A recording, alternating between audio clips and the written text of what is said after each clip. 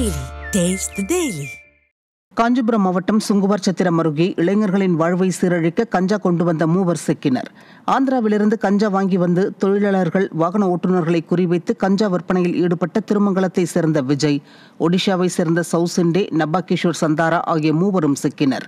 அவர்களிடமிருந்து சுமார் 1 kilo 300 gram கஞ்சா பிடிபட்டது. தீய சக்தி ஸ்டாலின் ஆட்சியில் வெளி மாநிலத்தினர் கூட தமிழகம் வந்து கஞ்சா விற்பனை செய்யும் அளவிற்கு நிர்வாக லட்சணம் சந்தி சிரிப்பதாக மக்கள் குற்றம் சாட்டுகின்றனர்.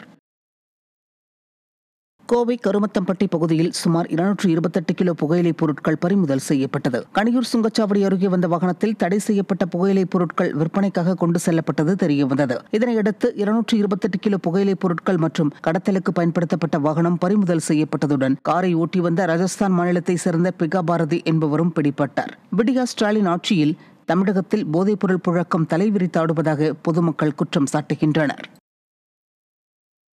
காஞ்சிபுரம் மாவட்டம் சுங்குவார் சத்திரம் அருகே இளைஞர்களின் வாழ்வை சீரழிக்க கஞ்சா கொண்டு வந்த மூவர் சிக்கினர்.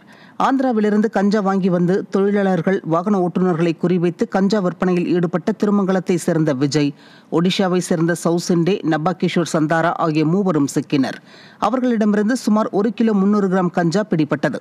தீய சக்தி ஸ்டாலின் ஆட்சியில் வெளி மாநிலத்தினர் கூட தமிழகம் வந்து கஞ்சா விற்பனை செய்யும் அளவிற்கு நிர்வாக லட்சணம் சந்தி சிரிப்பதாக மக்கள் குற்றம் சாட்டுகின்றனர்.